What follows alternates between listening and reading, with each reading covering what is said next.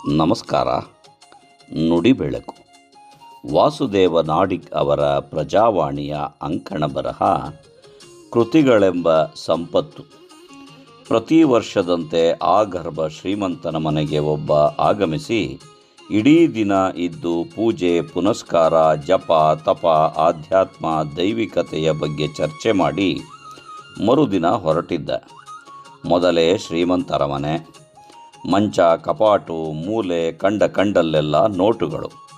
ಜೊತೆಗೆ ಕಪಾಟಿನಲ್ಲಿ ಸಾಲು ಸಾಲಾಗಿ ಅಮೂಲ್ಯ ಕೃತಿಗಳು. ಬರೀ ಮೋಜು ಮಸ್ತಿ, ಹಣ ವ್ಯವಹಾರದಲ್ಲಿ ಮುಳುಗಿ ಊರಿಗೆ ಹೋಗಿದ್ದ ಮಗ ಮರುದಿನ ಹಿಂತಿರುಗಿದ. ಗದ್ದಲ ಎಬ್ಬಿಸಿದ. ಅಲ್ಲಲ್ಲಿ ಇಟ್ಟ ಹಣವೆಲ್ಲ ಕಾಣೆಯಾಗಿತ್ತು. ಮನೆಗೆ ಒಬ್ಬ ಸಾಧು ಬಂದು ಇದ್ದು ಉಳಿದು ಮರುದಿನ ಮರಳಿ ಹೋದ ಸಂಗತಿ ಅಪ್ಪನ ಮೂಲಕ ತಿಳಿದುಕೊಂಡ. ಹಣ ಇಟ್ಟ ಜಾಗಗಳಲ್ಲಿ 1 ರೂಪಾಯಿಯೂ ಕಾಣದಾದಾಗ ಸಾಧುವನ್ನು ಬಯ್ಯತೊಡಗಿದ.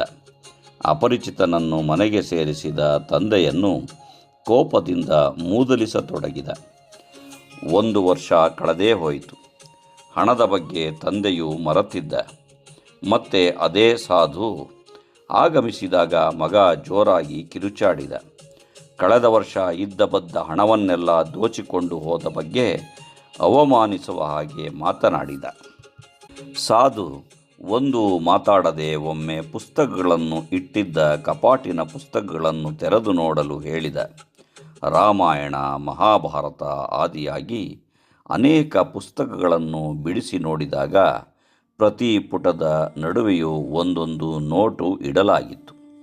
ಕಳೆದ ಸಲ ಬಂದಾಗ ಸಾಧು ಇಡೀ ರಾತ್ರಿ ಅಲ್ಲಲ್ಲಿ ಬಿದ್ದಿದ್ದ ನೋಟುಗಳನ್ನು ಆರಿಸಿ ಪುಟಗಳ ನಡುವೆ ಇಟ್ಟು ಹೋಗಿದ್ದ. 1 ವರ್ಷದವರೆಗೂ ಆ ಕಪಾಟಿನಲ್ಲಿದ್ದ ಅಮೂಲ್ಯ ಗ್ರಂಥಗಳನ್ನು ಯಾರೂ ತೆರೆದು ನೋಡಿಯೇ ಇರಲಿಲ್ಲ. ಮಗನಿಗಂತೂ ಆ ಸಂಯಮವಿರದೆ ಪ್ರತಿನಿತ್ಯ ಆ ಸಾಧುವನ್ನು ನೆನೆದು ನಿಂದಿಸಿಯೇ ಮಾತು ಮುಗಿಸುತ್ತಿದ್ದ. ಸಾಧು ಇವನ ವರ್ತನೆಯಿಂದ ನೊಂದುಕೊಳ್ಳದೆ, ನಾನು ಬಂದು ಹೋಗಿ 1 ವರ್ಷವಾದರೂ ನೀವ್ಯಾರೂ 1 ಪುಟವನ್ನು ತೆರೆದು ನೋಡದ ಈ ಪುಸ್ತಕಗಳು ಧೂಳು ಹಿಡಿದಿವೆ. ನನ್ನನ್ನು ನಿಂದಿಸುವ ಬದಲು ಒಮ್ಮೆ ಕೂತು ಈ ಪುಟಗಳನ್ನು ತೆರೆದು ಓದಬಹುದಿತ್ತು. ಮನಸ್ಥಿತಿಯು ಬದಲಾಗಿ ಅಪನಂಬಿಕೆಯು ಹೊರಟು ಹೋಗುತ್ತಿತ್ತು. ಆದರೆ ಪುಸ್ತಕ ಓದುವುದಿರಲಿ, ಅದನ್ನು ಮುಟ್ಟಿ ತೆರೆದು ನೋಡುವ ವ್ಯವಧಾನವೂ ಇಲ್ಲ. ಎಷ್ಟೊಂದು ನೀತಿ, ತತ್ವಾದರ್ಶ, ಸಂದೇಶಗಳಿರುವ ಪುಸ್ತಕಗಳು ಕಪಾಟಿನ ತುಂಬ ಸಾಲಾಗಿ ಇವೆ. ಆದರೆ ನೋಡುವವರೇ ಇಲ್ಲ ಎಂದೆಲ್ಲ ಸಾಧು ಮಾತಿಗೆ ಕೂತಾಗ ಮಗ ತಲೆ ತಗ್ಗಿಸಿ ನಿಂತ. ಸಾಧು ಕಳ್ಳತನ ಎಂಬುದು ಒಂದು ಕಡೆ ಇರಲಿ, ಕಪಾಟಿನಲ್ಲಿರುವ ಪುಸ್ತಕಗಳ ವಿಚಾರದಲ್ಲಿ ನಮ್ಮನ್ನು ಚಿಂತನೆಗೆ ಹಚ್ಚುತ್ತದೆ ಈ ಕತೆ.